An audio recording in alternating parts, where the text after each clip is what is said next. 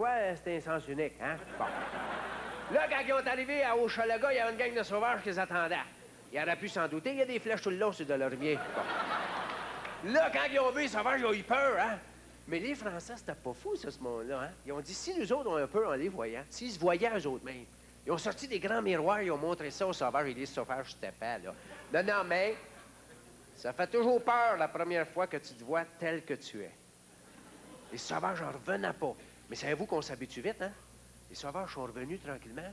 Ils ont dit, « Ah, mon coco, popo. » Ça voulait dire, « Monte-moi, monte-moi, monte-moi. » Ben là, les Français, ils ont vu que les sauvages aimaient ça, des miroirs. Ben, ils n'avaient pas beaucoup, fait qu'ils ont tout cassé en petits morceaux. Puis là, ils échangeaient ça pour de la fourrure. Un petit morceau de miroir, 300 fourrures. Un petit morceau de miroir, 300 fourrures. Quand ils ont voulu fourrer les sauvages comme il faut, là, ils ont dit, on va rester ici, il y a une pièce à faire. Fait qu'ils sont installés, c'est à page 5. Là, ils sont bâtis une grande maison neuve, à côté de la place Ville-Marie. Et là, ils sont restés dans la maison 4-5 jours. Fait que là, ils ont décidé de se faire un sport national.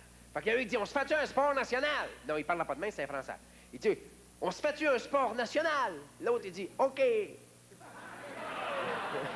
que là, ils ont décidé de faire le tuage de sauvages. Toutes les fins de semaine. Ils tuaient des sauvages, mais les sauvages du samedi comptaient pas pour le championnat.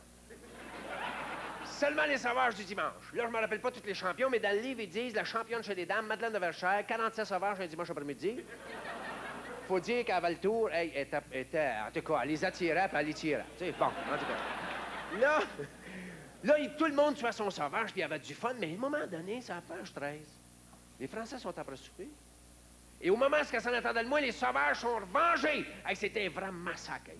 C'est vrai qu'il faut dire que quand les Français tuaient des sauvages, ça c'était un sport. Quand les sauvages tuaient les Français, c'était un massacre parce que les sauvages n'étaient pas civilisés.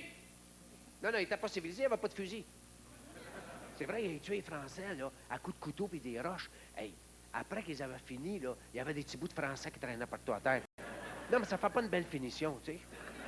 Non, puis en plus, tu marches un petit bout de Français, ça glisse. Oh, c'est écœurant, ça veut dire une affaire, c'est écœurant. Ça fait que là, quand ils ont vu ça, les Français, ils ont dit, il faut lui donner de quelque chose à faire. Fait qu'ils en tuaient une couple, puis quand ils voyaient qu'ils étaient pour se fâcher, ils leur envoyaient 2-3 missionnaires.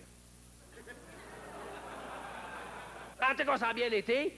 Ils tuaient tout quelques sauvages, les sauvages tuaient quelques missionnaires, ça a duré 4-5 pages de même. À un moment donné, tout à la baie, tout d'un coup, à page 73, mesdames et messieurs. S'il y en a qui sont ce livre-là encore dans le cœur, déchirez tout ce qui passe la page 73. Parce que c'est écœurant. C'est les Anglais qui arrivent.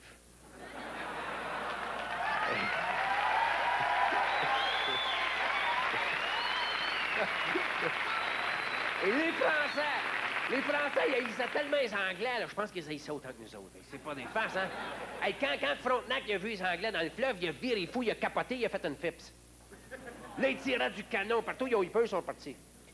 Ils sont partis, mais les Anglais savaient lire. Ils ont pogné le livre. Ils ont dit, tiens, ils sont revenus sur la page 76. Non, parce qu'ils ont vu qu'à la page 75, Frontenac s'en allait, puis c'est Montcalm qui le remplaçait. Ils ont dit, Montcalm. Tu seras pas énervé, lui. Remarquez que c'est pas grave qu'il soit arrivé à la page 76. Ce qui est écœurant, c'est que ces Anglais-là, mesdames et messieurs, ont décidé d'arriver dans le bas de la page. Et ça se trouvait à tomber un samedi soir du mois de juillet à Québec. Et je sais pas si vous êtes déjà allé à Québec un samedi soir du mois de juillet. Il n'y a plus de Québécois en ville, ils sont tous ces plaines d'Abraham. Ah oui, les buissons qui branlent, ces plaines, là, c'est pas le vent, ça. Non, non, on voit personne, mais ça branle, là, s'il vous plaît. Laissez-moi vous dire, tous les Québécois sont là, puis chacun branle son buisson. Mais Montcalm, lui, il montait à la garde.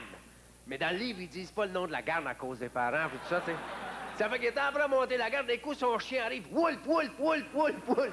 Sur le coup, il a pas compris, ça il a pris 3-4 coups avant de comprendre. Woulp, woulp, mais là, il s'est levé, il a pas eu le temps de se rhabiller, il est tombé raide, mort. En fait, ça s'est fait assez vite, il est tombé mort, raide.